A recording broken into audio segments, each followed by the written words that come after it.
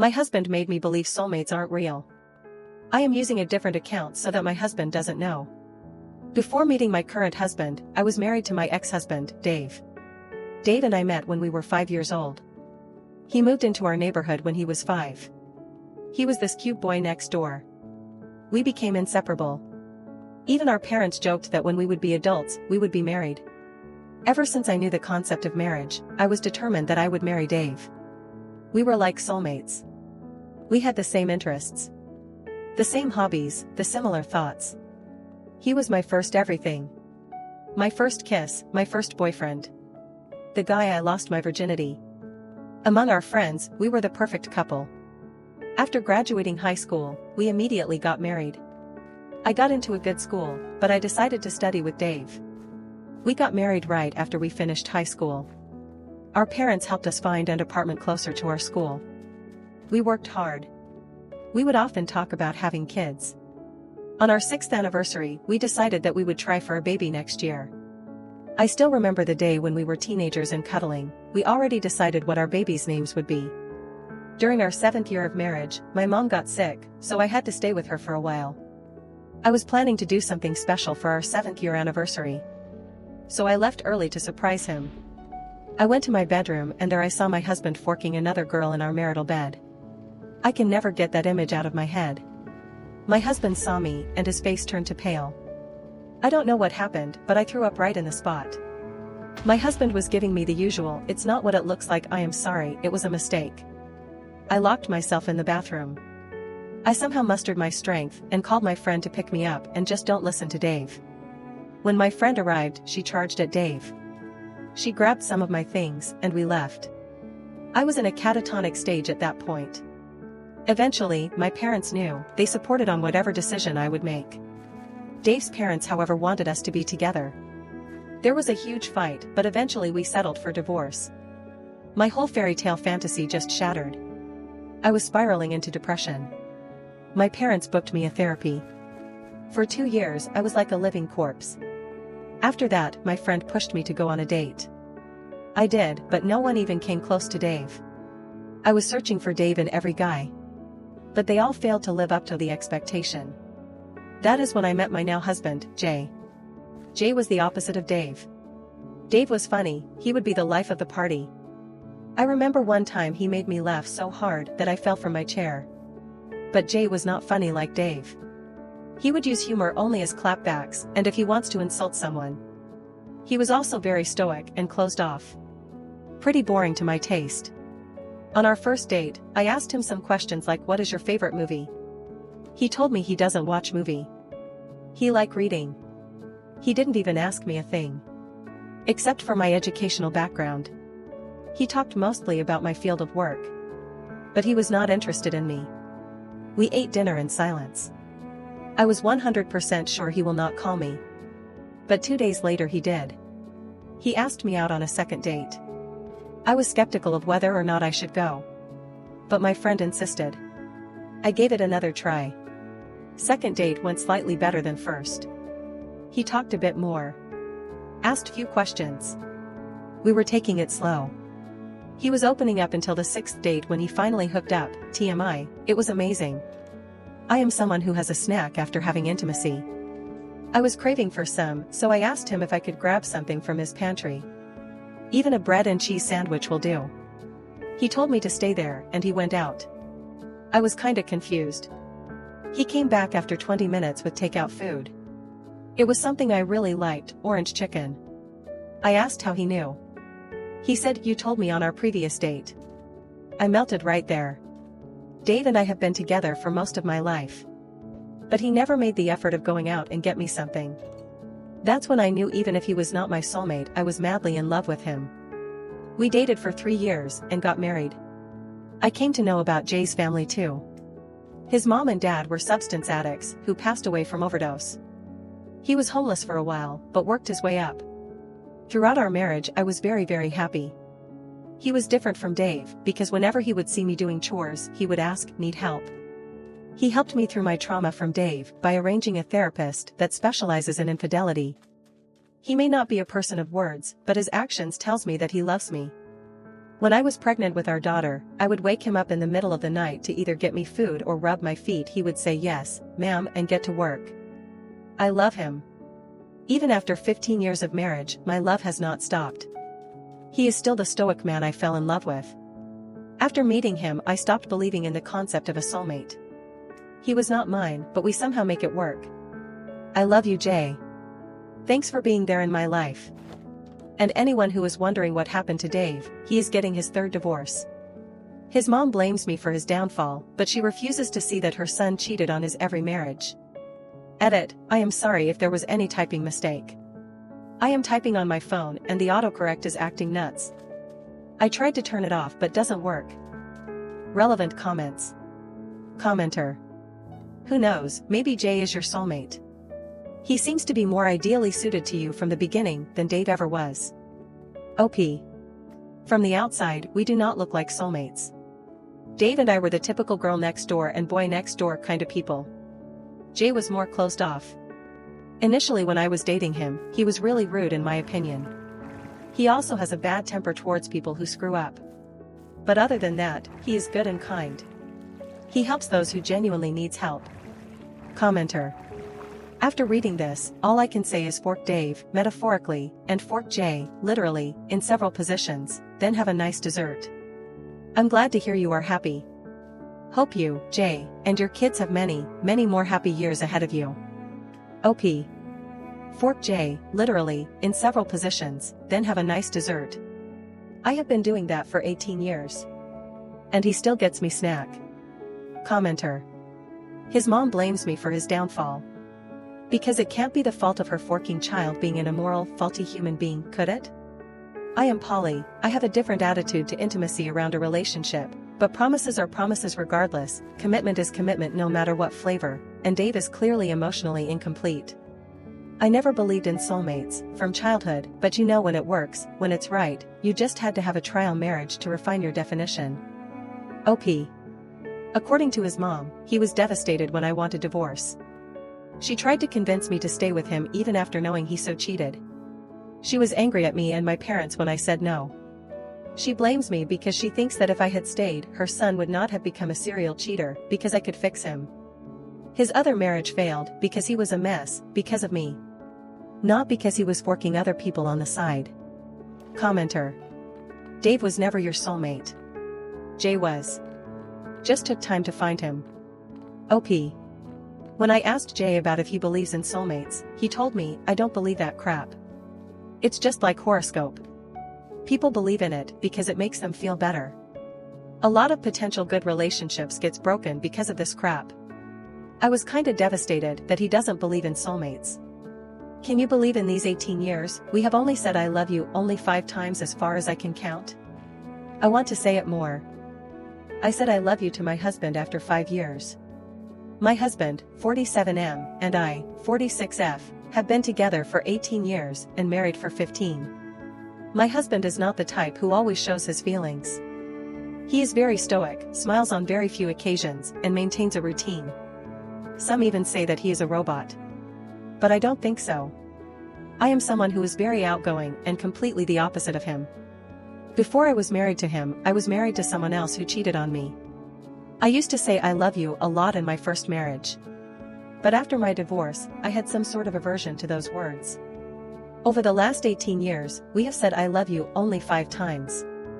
First time was when we were dating, second was on our wedding day, third and fourth when our daughter and son was born, fifth was 5 years ago on Christmas when we were really tipsy because of the drinks. I wrote a post about how I met him and how we got together, but it made me realize that we haven't said I love you to each other for a long time. But it didn't bother me. Even if he never said it, he always shows that he loves me in his actions. He does chores for me, he would always give me a foot massage, make me my favorite dish, even kiss me out of the blue. I do not have any complaints. He is the best husband anyone could ever ask for. But this was something that has been in the back of my mind for a while. We cuddle, we hang out, we make love, but still no I love yous. I would love to hear it and say it more often, but somehow it just makes me nervous. I decided to buckle up and just say it. It's just 3 words. So yesterday, when he was reading a book on the couch, I stood in front of him and said, I love you. He looked at me and was confused. I repeated it.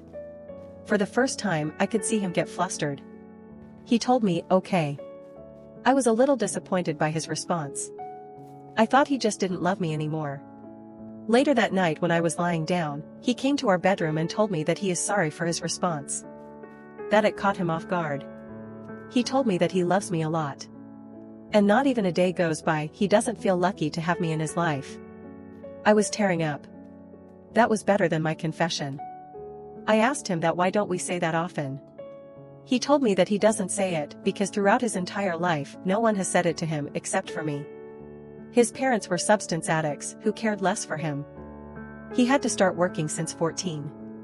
He grew up in hardships, so saying I love yous are weird for him.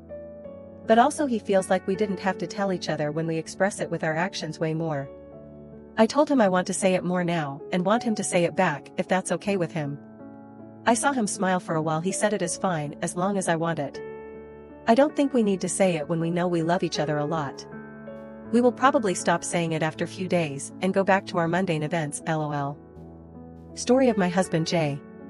A lot of you people have been asking me and personally messaging me about Jay's upbringing and how he managed to survive. Well, I am not sure if I am the right person to talk about his personal life. I mean, I heard some parts which really made me cry. Therefore, I will try to summarize it. So, my husband Jay is an only child. His mom and dad were from a poor family. They were substance addicts. His household was a mess. He remembers his father pushing him down the stairs when he was like 8.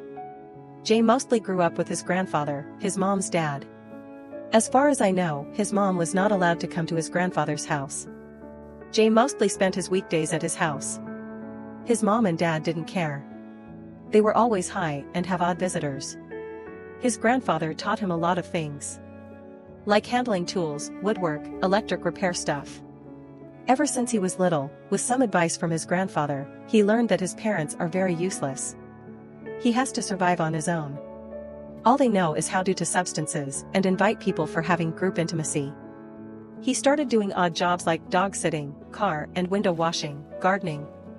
He also tutored from time to time. Shortly after, his parents passed away from overdose. He became a permanent resident of his grandfather's house. He worked so that he could afford to go to college. His grandfather had little money for him. But it wasn't enough. He thought about joining the army at 18, but he failed the physical test. When he was 17, his grandfather passed away from heart attack. His grandfather lived in a rented house, so Jay couldn't live there anymore. He was forced to live in a homeless shelter throughout his high school. He even got bullied and got in trouble for standing up for his bullies. But since he was a good student, he didn't face serious repercussion. He left the homeless shelter when a pastor from their local church took him in. He knew Jay because he worked in the church for a while. The pastor was a nice guy. He funded his living and also helped him get a scholarship to a good university. Jay studied finance and business. His entire childhood, he lived in poverty. So, he was obsessed with learning how to make money. He made some connections, which landed him a good part-time job during his final year. I met Jay through my friend. She worked in the same company as him. He worked as an investment banker at that time. And the rest you all know. This is pretty much it. I understand why he is so stoic and doesn't show his emotions. I once asked out of curiosity that he saw the harsh reality of life, but still, how does he manage to stay good? He once told me about this couple whose children he used to tutor. They were a really happy family in his eyes. The husband loved his wife. He mentioned that the husband would always have a hand on his wife's body as a form of affection. Their children were also well behaved and had a good childhood. From that moment, he knew he wanted a family like that. Because he never had a complete family. But he was sure that somebody would not be able to love him because he doesn't know how to show love. Throughout his entire childhood, he has only seen his parents fight and cheat on each other in front of each other. That really destroyed his perception of love. If it wasn't for that couple, he probably wouldn't believe that there are people in this world who can love each other for life. It is a little wrong of me to say he displays no emotions. He does, but on rare occasions. I remember the day our daughter was born. Jay held her and cried loudly. He kept repeating, "I will protect you. I never leave you." He did say, "I love you," to both me and her. Same thing happened when our son was born. I mean, it gave me an idea to just pop out babies so that I can see his emotional face, haha. But anyways, I know he does love me and our little family. He always holds me tight whenever we are cuddling. He is really good with my parents. My parents also adore him. Sometimes, it just makes me cry knowing that he has been through a lot and I have lived such a sheltered life. Sometimes, I feel like I don't deserve him because he is very kind and a good person. Also, yeah, we do say, I love you a lot more now. You are watching Redditor94. Leave a thumbs up and support Redditor94 by subscribing to the channel. Final update. Thank you Reddit. I just wanted to give big thanks to everyone for who has been kind and supportive. I cannot imagine that so many people will come through because of my post. A lot of you suggested therapy. To be honest, I did in the past, but my husband brushed it off by saying his past rarely bothers him. Thanks to people in Reddit, I suggested him some articles on PTSD and childhood trauma. He studied for a bit and found a therapist for him to help him with his trauma. He only had 2 sessions till now. Few days ago, he came home from work and I went to greet him like usual. He pulled in for a big hug and started sobbing. I told him it's okay. We went to our bedroom where we sat down and talked. He told me that he was sorry for being so ice cold all these years. He opened up more and said he was afraid to confront his demons, so he just kept them back in his head. He had trouble expressing how he felt. He felt guilty that he didn't say he loves more often. I am just paraphrasing what he told me. I love you with all my heart. I know I don't say it, but I feel it every day and every moment. I am sorry for taking away all those years from you, for not expressing my love for you. Words cannot express what you actually mean to me. You gave me my kids, made my house a home. I never had that growing up. I always wanted that, and you made it happen. I am sorry that I was so cold and never said I love you more. Because I do. I love you a lot. I want to make it up to you. I don't want to waste another second of my life burying those emotions anymore. It feels good to see him vulnerable first time in his life. I cried with him that night. We talked a lot about our marriage and the times we spent. It was a real bonding experience.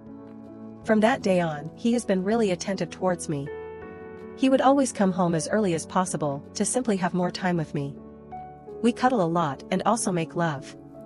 Except this time it feels new and different. Like a newfound love. He has been saying I love you to my kids. My son is confused and my daughter just said, Dad, you are weird. He is thinking about planning a trip for just 2 of us because it has been really long since we had gone on a trip alone. So thanks Reddit. You gave me a new version of my husband and probably strengthened my marriage with him. Not that there were problems, but I hope my husband would not be so haunted by his demons now.